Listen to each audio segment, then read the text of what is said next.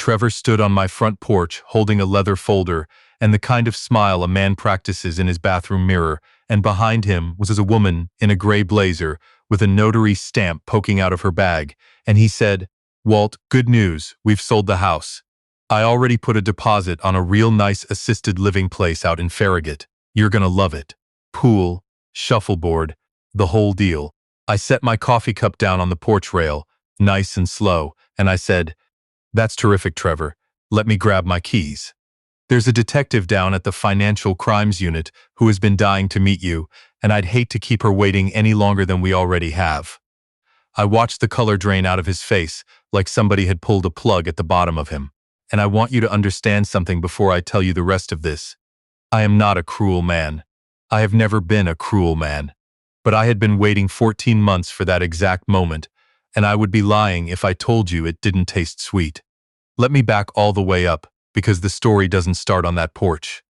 It starts a lot earlier, and to make sense of it, you need to know who I am and who I lost. My name is Walter Hensley. Everybody's called me Walt since about the 3rd grade.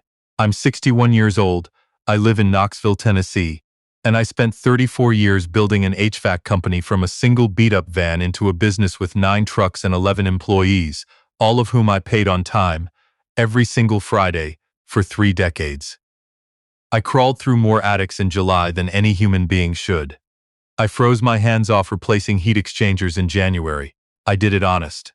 I never once padded an invoice on a widow or told somebody they needed a whole new system when a capacitor would do. That's not me bragging. That's just the ground I'm standing on when I tell you the rest. If you're new here, welcome. This is where I tell the stories that took me a long time to be able to tell out loud. Pour yourself something, get comfortable, and if you end up feeling anything at the end of this, do me a favor and leave a comment telling me what town you're listening from. I read every one of them. I lost my wife Rosalind 4 years ago. Roz. We were married 31 years. It wasn't cancer. It wasn't some long slow goodbye where you get to say all the things.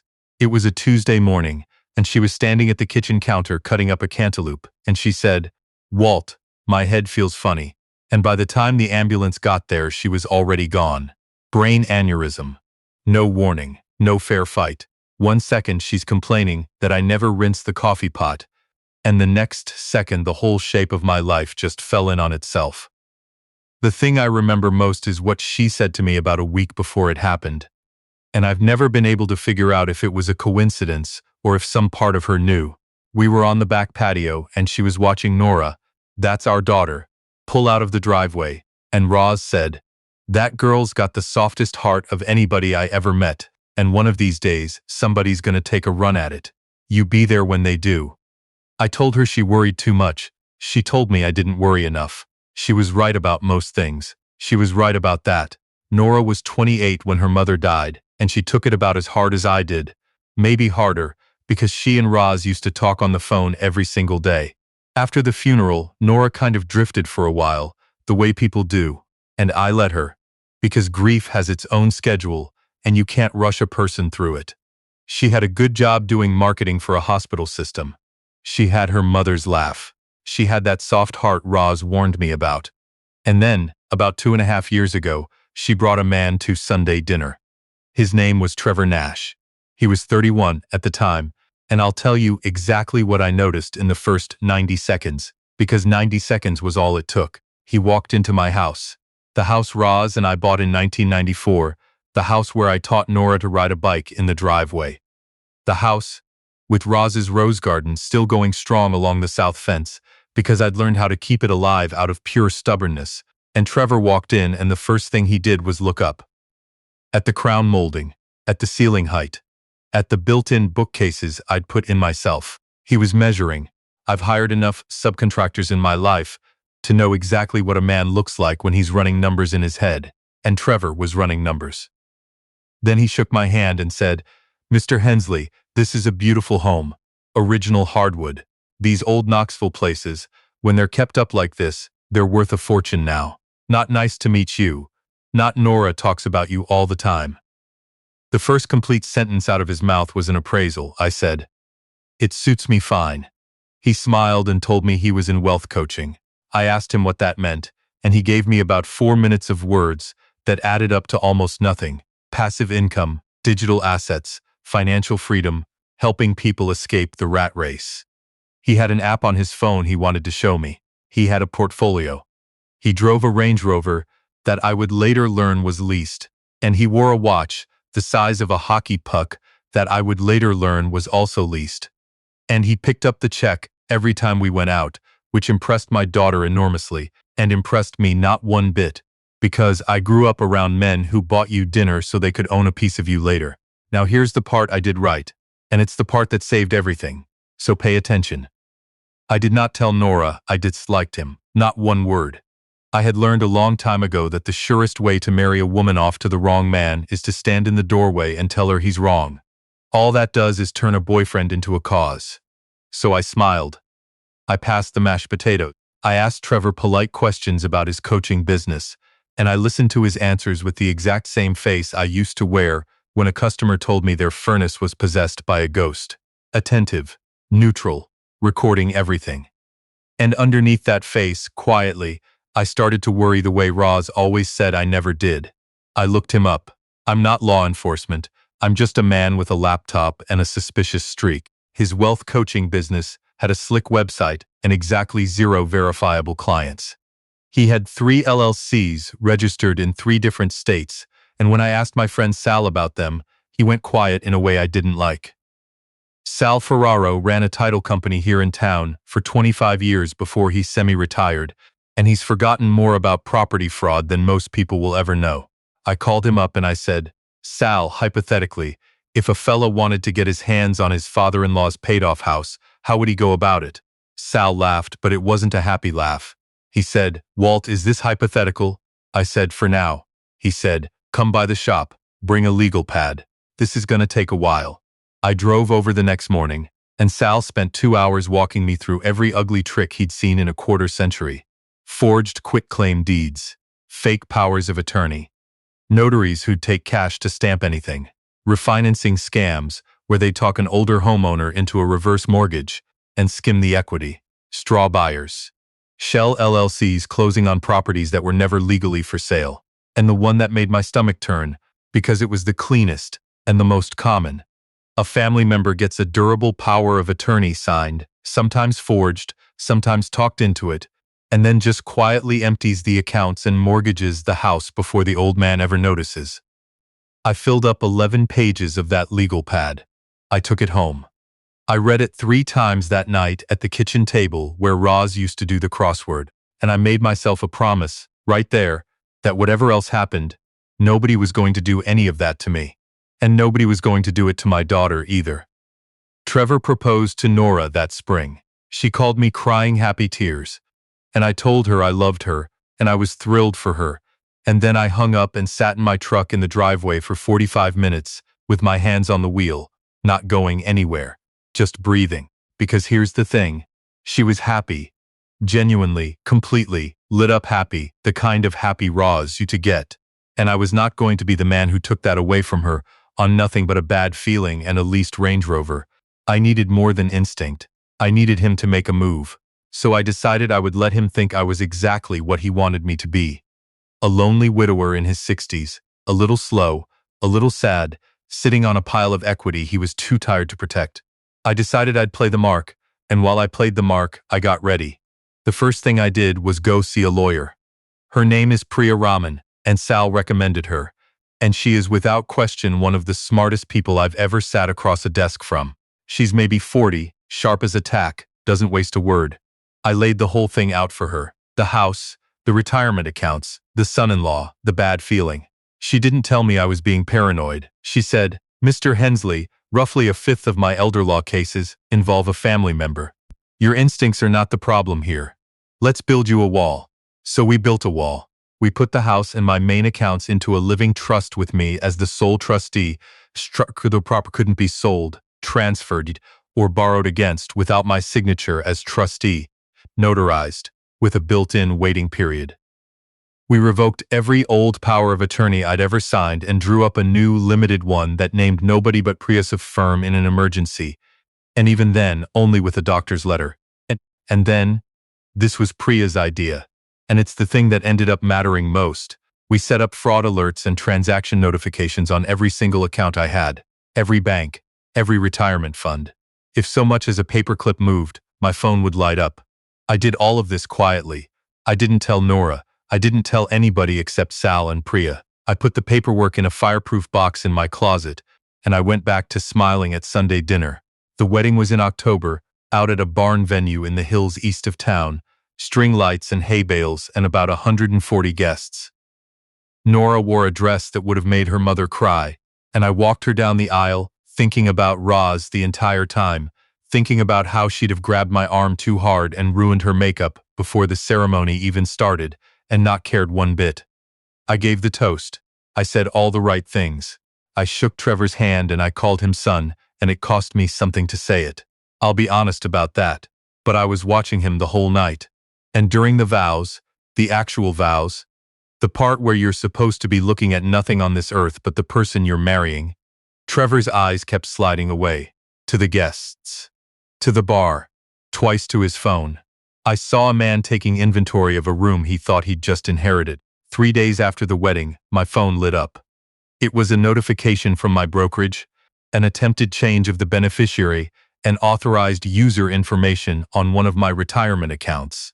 The attempt had been blocked because the security answers were wrong, but somebody had tried, somebody who knew enough about me to get most of the way there.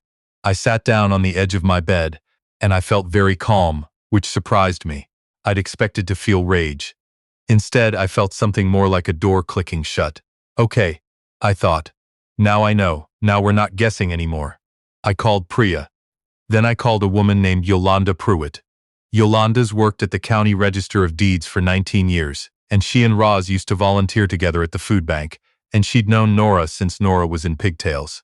I asked her quietly to keep an eye out for anything that came across her desk with my name or Trevor's on it. She said, "Walt's that girl okay?" And I said, "I'm trying to make sure she is." And Yolanda said, "Then, you got it. Anything comes through, you'll be the first to know." 9 days later, she called me at 7 in the morning. I could tell from her voice before she even got the words out. She said, "Walt, there's a quitclaim deed in the intake queue. It's got your signature on it, transferring the house to Nora and Trevor Nash as joint tenants. It's dated back in August, before the wedding." I stood in my kitchen holding the phone, looking at Roz's rose garden through the window over the sink, and I said, "Yolanda, I never signed any deed." She said, very quiet, "I know you didn't. And Walt, the notary block on it? The stamp belongs to a man who had his commission revoked back in the spring. His name's come up twice already this year in things I'm not supposed to talk about." My daughter had been married for less than 2 weeks. I asked Yolanda if she could get me a certified copy. She told me it was already coming out of the printer. Now here's where a lot of men would have done the wrong thing. A lot of men would have driven straight to Nora and Trevor's rented condo, kicked the door in, and blown the whole thing up in a shouting match. And I understand that impulse. I felt it in my hands. But I'd read those 11 pages of Sal's legal pad enough times to know that a shouting match gets you nothing. A shouting match tips off the con man, and then he lawyers up and destroys the paperwork, and it's your word against his, and juries do not convict on hurt feelings. So I took the certified copy to Priya. She looked at it for about a minute and set it down and said, "Walt, this is forgery. The trust makes the transfer void on its own. He can't sell what you don't legally own anymore. But the forged signature and the revoked notary make it a felony. This isn't a family squabble. This is a crime, and you need to take it to the police." I said, "Not yet." She looked at me over the top of her glasses. She said, "Walt." I said, "Priya, I want him to play the whole hand. I want him to walk all the way up to my front door, thinking he's already won, in front of witnesses. Because when I finally go to the police, I don't want a maybe. I want a case so clean they can't do anything but say thank you." She was quiet for a second. Then she almost smiled, which I'd never seen her do. She said, "You want to give him enough rope?" I said, "I want to hand him the whole spool." She said, "Don't wait too long, Walt. These things escalate." I said, "I won't." And then I did the hardest thing I've ever done in my life, which was to go back to Sunday dinner and keep smiling at the man who was trying to steal everything I had, while I quietly built a file thick enough to bury him. Over the next several months, I put together the most careful piece of work I've ever done, and I've built ductwork you could set a level on. Sal traced the LLCs for me. 2 of them were empty shells, registered to a mailbox at a strip mall pack and ship.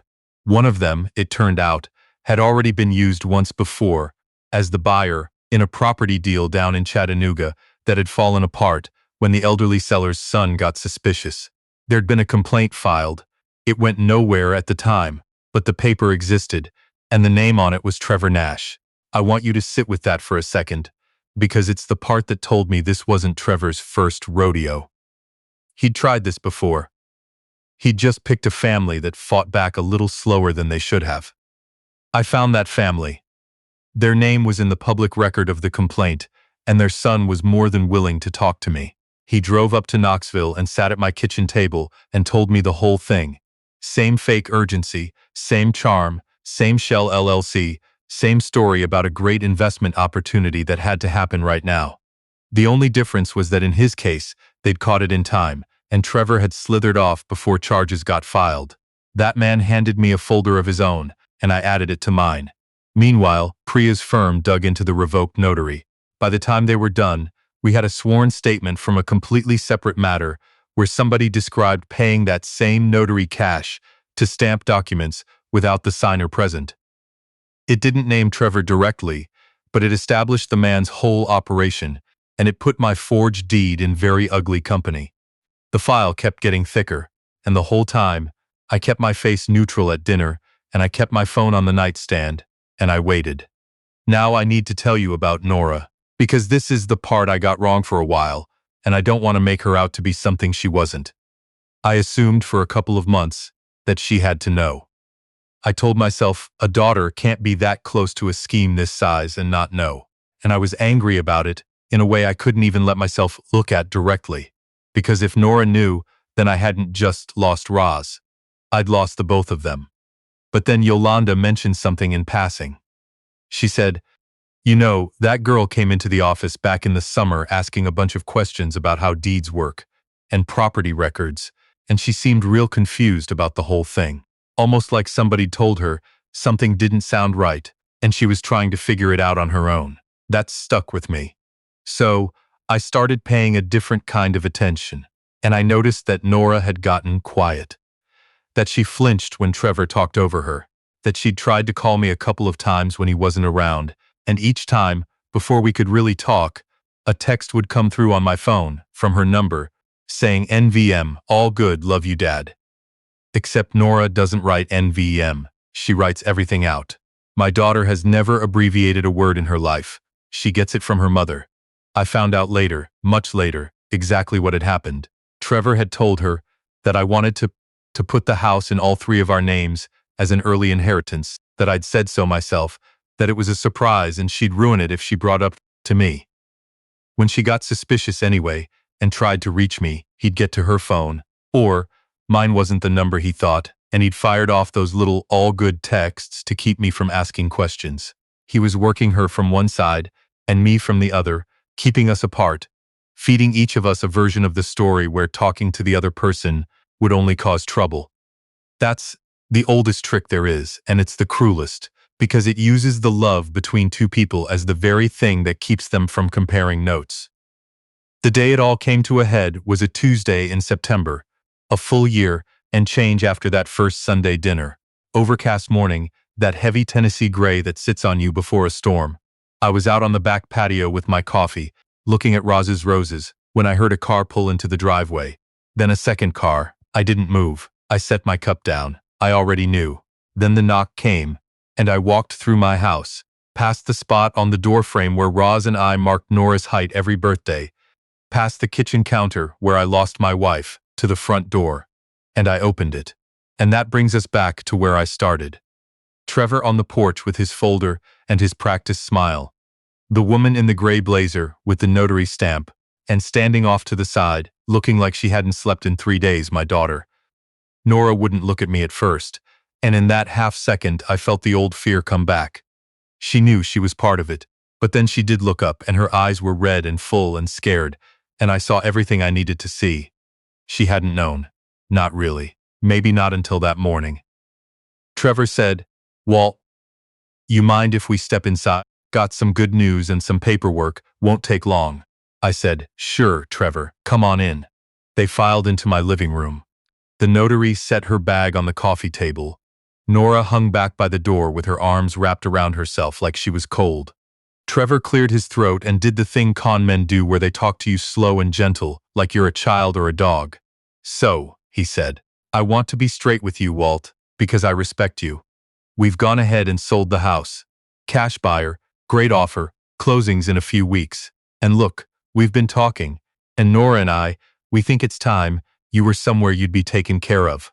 There's a real nice place out in Farragut. Assisted living, memory care if you ever need it, 24-hour staff. We already started the paperwork. It's a load off everybody, you know? You shouldn't be rattling around in a big old house by yourself at your age. At your age, 61 years old, and this leased-out little grifter was standing in my living room, telling me I was too far gone to be trusted with my own front door. I let the silence sit for a second. Then I looked at the notary, who was very carefully studying the grain of my coffee table and would not meet my eyes. Then I looked at Nora, and her chin was trembling, and I gave her the smallest nod I could, just enough to say, I know, sweetheart, I know it wasn't you. And then I looked at Trevor and I said, well, that is interesting timing, Trevor, because I've got a little paperwork of my own.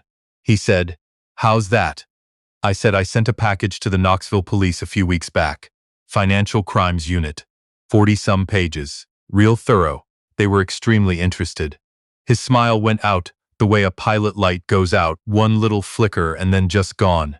He said, what are you talking about?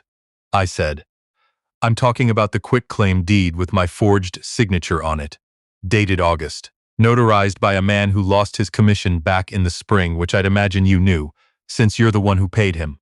I'm talking about your two shell LLCs registered to a mailbox at a pack and ship. I'm talking about the family down in Chattanooga you tried this exact same thing on before you met my daughter. Real nice people. By the way, they kept great records. I'm talking about all of it. The room was dead silent. The notary had gone the color of paper. Then Nora spoke, and I will remember the sound of her voice for the rest of my life. She stepped out from the doorway, and she wasn't crying anymore. She'd gone past crying into something harder. She looked at Trevor and she said, you told me Dad wanted this. You sat across from me and you told me he came to you. You forged my father's name. Her voice cracked and then came back stronger. I called the county, Trevor. Back in the summer, I knew something was wrong and you told me I was being paranoid, that I didn't understand how these things worked, that I was going to hurt Dad's feelings. You made me feel crazy. She turned to me and she said, Dad, I'm so sorry, I didn't. I said, I know you didn't. Come stand over here with me. And she did. She crossed the room and stood next to me, and Trevor watched his whole leverage walk to the other side of the room, and something in his face came apart. He started talking fast. Okay, everybody just calm down. This is a misunderstanding. Walt, you and I both know this house was going to Nora eventually anyway. I was helping streamline I said, Trevor, I've been watching you since the first afternoon you walked into my house and asked me what the crown molding was worth. I ran a business for 34 years. I know the difference between a customer and a con. Do I look like a confused old man to you? Look real close. Because you're about to want to remember exactly how confused I look. He looked at the front door. I said, Don't. He didn't. The detective came through the door about 6 minutes later. Her name was Detective Reyes, and I'd been building a relationship with her for the better part of 2 months, driving downtown with tabbed folders and letting her ask questions until she was satisfied. She'd told me that morning she'd have a car close by. When I heard the second vehicle pull in earlier, I'd sent her a 2-word text. They're here. And she'd been sitting a block over the whole time. She stepped into my living room with a partner behind her and looked at Trevor with the flat, unhurried patience of somebody who'd read the whole file and knew precisely who she was looking at. She said, Mr. Nash, I'm Detective Reyes. I think you and I have got a lot to talk about. Trevor said, This is insane, none of this is. And his voice broke on the last word like a teenager's. She read him his rights right there on the rug Roz picked out in 1998. Cuffed him in my living room. He kept talking the whole time, getting louder and less coherent, and, at one point he actually said, "Nora, tell them, baby, tell them this is crazy." And my daughter turned her back on him and walked to the window and looked out at her mother's roses and didn't say one single word. It was the strongest thing I've ever watched her do. They walked him out my front door and down the porch steps and folded him into the back of an unmarked car, and he was still running his mouth when the door shut on him. The notary hadn't moved. When it was over, she picked up her bag and looked at me, and she said, "Mr. Hensley, for what it's worth, I want you to know he told me this was a routine transfer between family members who were all in agreement. I never would have." I said, "Then I'd start with the detective before you leave. She's going to have questions, and honestly is going to serve you a lot better than it served him." She nodded and went out to find Detective Reyes, and then it was just me and Nora in the house. She stood at that window for a long, long time, and I let her. Roz taught me that you can't drag a person through the worst moment of their life. You can only stand nearby so they know they're not alone in it. Finally, she said, without turning around, "How long did you know?" I said, "I had a bad feeling the first night. I had proof the week after your wedding." She turned around then, and her face was a whole storm of things at once. Grief and shame and fury, and underneath all of it, relief. She said, "Why didn't you tell me? Why didn't you just come to me?" And this is the part I want to say carefully, because it's the honest answer. I said, "I tried, sweetheart, in the little ways I could without tipping him off. But he'd gotten between us. Every time you reached for me, he was there rewriting it. And I didn't have proof yet, only a feeling. And if I'd come to you with just a feeling, he'd have turned it into me being a bitter old man who couldn't stand to lose his little girl. He was counting on that. So I stayed quiet, and I built something he couldn't argue with. I hated every minute of it, but I needed the thing that would actually save you, not the thing that would just make me feel better." She came across the room, and she put her face against my shoulder the way she used to when she was 6 and the world had gotten too big, and she cried until there wasn't anything left. And I held on and didn't say much because there wasn't much that needed saying. After a while, she pulled back and wiped her face and said, "The house. Is it?" I said, "It was never his to sell. I put it in a trust a year and a half ago, right after you two got engaged. The deed he forged was void the second it hit the county. The buyer, whoever they are, is going to find out there was never anything to buy. Nobody's moving out of this house except on my say-so, and I'm not saying so." She stared at me. She said, "You did all that a year and a half ago." I said, "Your mother told me somebody was going to take a run at that soft heart of yours someday. She told me to be there when they did." I had to stop for a second. "I was just keeping a promise, Nora. That's all I ever did. I paid attention, and I kept a promise.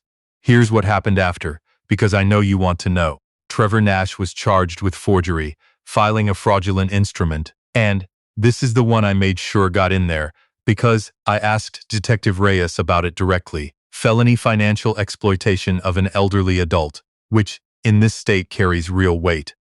The Chattanooga complaint got pulled back off the shelf and reopened. 2 more families came forward. Once his name hit the local news, both of them older folks he'd worked the same angle on, both of them with the same shell LLCs. The cash buyer for my house turned out to be connected to a mortgage fraud outfit that had been quietly operating across 3 counties. And once the detectives pulled that thread, a whole lot of other people started having very bad weeks. His wealth coaching business evaporated. The Range Rover got repossessed out of his condo parking lot. The watch, it turned out, was on a payment plan he'd stopped making. Everything about the man was leased, financed, or fake, right down to the tan. The trial lasted 4 days. His lawyer tried to sell the jury on the idea that it was all a big misunderstanding between family members, that Trevor sincerely believed he had my blessing, that a forged signature was really just an overeager clerical thing. The jury was out for a little under 3 hours. They came back guilty on every count. The judge gave him 8 years. He was 32 on sentencing day. I did the math while I sat in that courtroom. He'll be 40 when he gets out, and based on everything I came to know about the man, I wouldn't bet the house on him having learned a thing. Nora filed for annulment 6 weeks after the arrest, on grounds of fraud, and Priya handled it because by then Priya had become the family lawyer. It went through clean. Nora moved back home for a few months while she got her feet under her. She slept in her old bedroom, under the same ceiling fan she'd had since middle school. On Friday nights, we'd order too much barbecue and watch old movies. And one weekend I finally taught her how to make Roz's pot roast. The one she always swore was too complicated, which it turns out is not complicated at all once you actually slow down and pay attention. She learned to tend the roses. She got quieter for a while, and then, slowly, she got louder again. In the good way, the way she used to be. She got her own place across town in the spring. On the morning she moved out, she stood on my porch with a couple of boxes and looked at me with her mother's eyes and said, "Thank you, Dad, for not blowing it up, for being patient, for building the wall before I even knew I needed one." I said, "Your mother would have done the same." She laughed, a real one, the whole body kind. She said, "No, she wouldn't. Mom would have thrown a drink in his face at the rehearsal dinner and made it a whole thing in front of everybody." I said, "You're not wrong about that." The house did sell eventually, but on my terms, to a young couple with a baby and a dog who fell in love with the backyard and promised to keep the roses alive. I'm 62 now, and I decided all on my own. No notary on my porch, no assisted living in Farragut, no Trevor Nash, that it was time to make life a little simpler. I bought a smaller place, a bungalow closer to the river, 1 bedroom, a front porch that catches the evening light. I dug up a good-sized clump of Roz's roses myself, root ball and all, and I replanted them along the new fence. Roz always said those old climbers were damn near impossible to kill, if you just knew how to treat them right. She was right about that. She was right about pretty much everything. Sal came over for supper my first week in the new place, and we sat out front with a couple of beers while the light went orange over the water, and he shook his head and said, "Walt, you set that whole thing up a year and a half before he ever made his move. You put every trap in the ground and just let him walk into all of them, one after another." I thought about that for a minute. I thought about Trevor Nash somewhere in a state facility, a year into 8. I thought about the forged version of my own name that he'd pressed onto a document and handed to a county clerk who happened to have known my late wife. I thought about Nora's face when she finally turned her back on him at the window. I thought about Roz on the patio, telling me to be there when somebody took a run at our girl. I said, "I just paid attention, Sal, that's all it ever was." He said, "Most folks don't pay attention like that." We finished our beers. Down at the water, a heron was working the shallows, slow and patient, taking its time, not missing anything. I watched it a while. Then I went inside and started supper, in a house that's mine, in a life nobody got to sell out from under me, and I'll tell you. The roses came back that first spring like they'd never even been moved. Some people look at a man my age living by himself and they see something soft, something easy. That's always been their very first mistake. With Trevor Nash, it was the only one I ever gave him the chance to make.